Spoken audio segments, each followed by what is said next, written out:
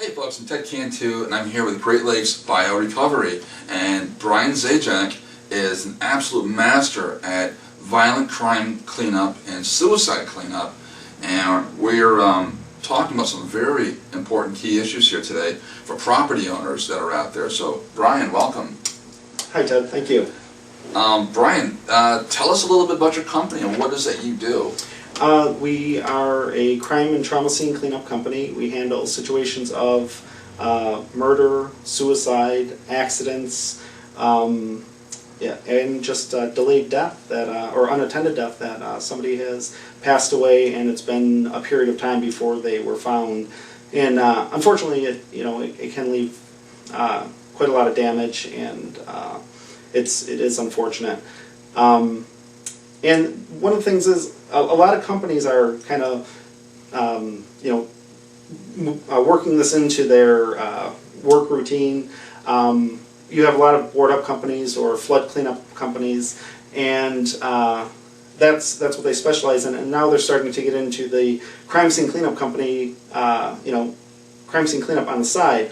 Well, Great Lakes Biorecovery, this is our main focus. This is what we do, and we have a very dedicated group of trained, compassionate people that are going into these homes, and they realize that when we're going into these homes, that we're going in there at the worst possible time for these friends and family members. They've just lost a loved one, either traumatically or just lost a loved one in general, and their emotions are very, very sensitive. Yeah. And you need people there that are compassionate, that can empathize with them and realize how sensitive this issue is. I mean, to have lost a loved one and then to be left with this mess. And the main thing is they want to try to get their life back in, back to normal, as normal as it can be after a situation like this. And that's what we do. We come in, and it's in a very non-intrusive manner. We respect the people that are there. We respect the passing of a loved one, and we're very compassionate. And where the other companies, I mean, not to discount them in any way, but they're doing. You've got these younger guys and stuff that are used to mopping up water or putting a board on a window after a fire, and they're just not used to dealing with this type of sensitive issue. It's interesting because I've seen pictures of work in process that you do, and it's quite extensive. You have to have the right equipment, the right gear, and yes. When it comes to a serious situation of that matter, I would really rather have a professional like you come in and take care of these types of things. Absolutely. There's a video on the web that I was really disturbed by when it comes to bio cleanup. A company was showing areas that were not cleaned up properly. Yeah. And I mean, blood actually gets into the walls, it gets into the floors, and you got to really, really go in there and clean thoroughly, and that's really what you do. That's correct. And we are a crime scene cleanup company. However, pretty much if you get bodily fluids or blood on anything that's porous, you really can't clean it. You have to remove it. You have to remove the carpet. You have to remove the padding. In some cases, you have to remove the subfloor as well. In cases of concrete slabs, we put our chemical on there, our enzyme chemical, and we let it soak, and then we put an absorbent on there that sucks it up. And I mean, that by itself can take a few hours. Wow. And and you have to go through, and it's amazing how through a violent act of suicide or homicide, that the contamination gets everywhere, where you just don't imagine it would.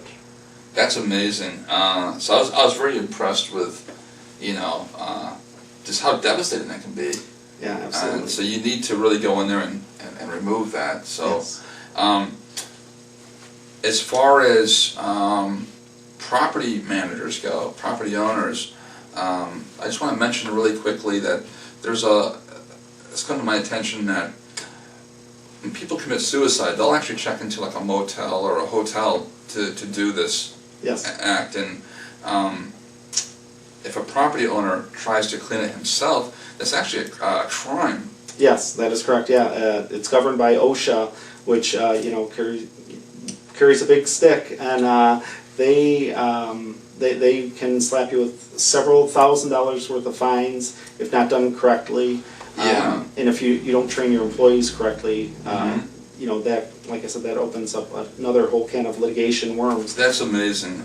Even as far as like transporting biohazardous material is a crime. Yes, yeah. And everything has to be properly, you know, packaged, labeled, you know, ready for disposal. You know, you can't just throw the stuff in a dumpster. right. Worst case scenario, somebody checks into the hotel, they find some human remains. Very traumatic. Right. That was not something I want to discover, but I'm sure it's happened. I'm sure it has, and that is unfortunate. Unfortunate for both the person checking in and the property owner, or you know, whomever. Yeah, you want to make sure that you have this place completely sterilized, decontaminated, and that's one of the things we do. We come in with, I mean, CSI stuff. We come in with the black lights. We you know, we check every inch of that area, and you know, we make sure that we get it all, and we check and recheck, and because you just don't want to risk that unfortunate incident where, you know, somebody else, you know, checks into that room, and you know, all of a sudden behind the headboard they find, you know, whatever, you know, Sure. bodily fluid or what have you. Wow. Okay. So that's really important. And there's a checklist here I'd like to kind of talk about. That's really important to go through. Yes. And these are some of the things that you need to have done by a professional. Can we just kind of go over this list really quickly? Yeah. I think it's pretty important. Absolutely. This is one of the things that my company, I ensure that myself and all of my employees have, and that is bloodborne pathogen training. They have to know exactly how to handle bloodborne pathogens, bodily fluids, biohazardous fluids, and blood, and they have to have the hepatitis B. They have to be offered the hepatitis B vaccine, and along with that, they have to do the follow-up procedures that go along with that. They have to be provided with personal protective equipment, including Tyvek suits, safety glasses, or full-piece mask, respirator, boots, gloves, and all that. You know, all that stuff, and pretty much all that stuff is one-time use. Once you're done with it, you dispose of it, and that too gets red bagged and is disposed of, and.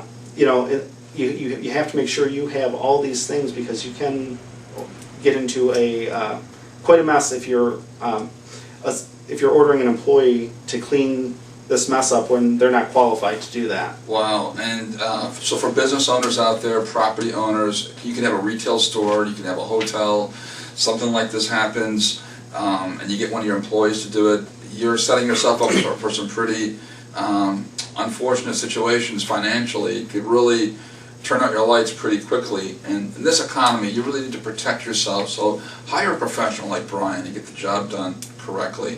The phone number is right here, and the website is right here. And Brian, I want to thank you for coming in today and talking with us about this very serious subject. Thank you, Ted. I appreciate having this opportunity. Thank you. You're very welcome.